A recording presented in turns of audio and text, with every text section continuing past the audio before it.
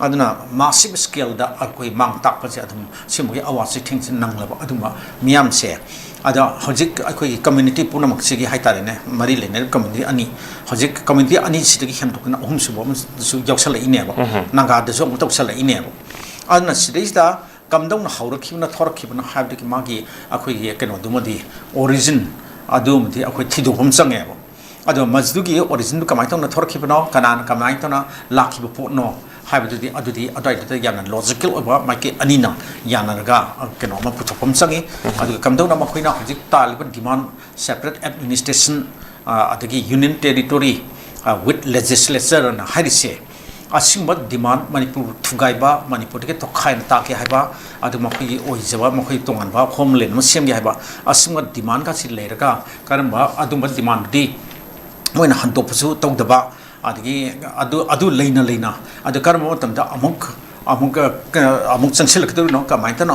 taksil kadru no habju haibungam da khangda ba film sida wari sana ba habsi arubam ne ba aduna wari sana ba habsi asigumagi film ga se asi loinam cover tawre harga condition terms and condition kharaga conditionally wari se adum sana bati mathau tai ba ana ahamda ngasagi akoi manipur thugai ba wafam sima yaham sumya ya roida ba separate administration habi wafam adu union territory with legislature na haiba wafam se masigi demand se asi leiraga di kamai tona wari se sana ba yatino adu kamai tona thajab se hanjin duno ba trust deficit na haise trust kamai tona le duno aduna makhoi demand do na adum nakal man thamge aduga khoi wari sachi haidati adudi sumya yaroi ba adudi yana bajo adum othok loi haitare aduna asimgi wafum se wari sana ba hotngi mangda akhoi simma precondition khara da wari ja hana sadok naraga na khoi na talba demand adugi wafum duma na pukhala pa yaroi madu thamgo nakan thamo madugi wafum do handu o haigidawni haitare adu handok tingai di kamai tona akhoi na wari sadu no aduna simui wafum ga siso yamna lei haitare akhoi tong miyam gi section sing jo haina ba khona ba paingele sini akhoi sigi akhoi platform simukta da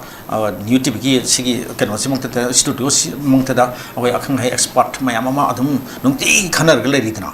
asmaina simba wafum mayam khasi loinam akhoi gi loksin gi dong haitare ankle khudimang maike khudimang ki simba mayam jing je loinam khanbiraga wari sanaba thajanaba puraknam khona ba haibdo adai da simba port mayam angle aspect sing je amta sithab yaroi na ai hajiningi adunga semi aduga akhona ningsingdabadi ngasagi Churachandpurda akhoi leiramba maitegi khun maitegi yum mayam ama loinamak bom tawdana pokkan thugairaga pura completely makhoi flatten tawga akhoi kare ne loin thugai karamni adigi da kanada madu ta nungkup sengkup ama check makup amung le hudrabani nung makup amung le hudrabani hoji completely plain lamhang lampak on grabane ba adugu mui wafam ga adugi mafum da akhoi su akhoi gi hana gi lerma pa mi punam ki masam sangi plot yumpham adudi te yum amung sa ba yanana gi adumi condition leiba adum bas phibam ma adu lahan gidabani adu lerbu matamda akoi makeno da miyam se amuk karhani hanjin bado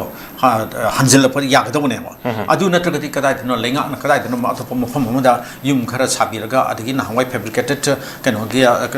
haina sai na haidana aduma yum ga ta sare har ga tongan mafam da ka thamdana khongdok tan tawrati adudi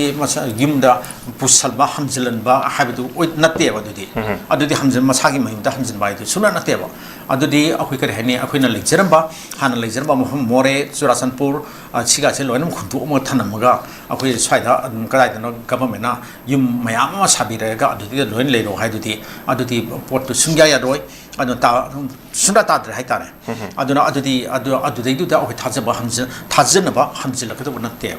aduna siumagi wari mayam se aspect sing se loin khallaga hoji lengak sina su thabak se ningti da na paket pibo adum yarabane ma wari sanani han haib se awai honorable chief minister na hoi ma chatle ko Churachandpur chatle adigi kano da chatle ma khara mafam khara da adum chatle dana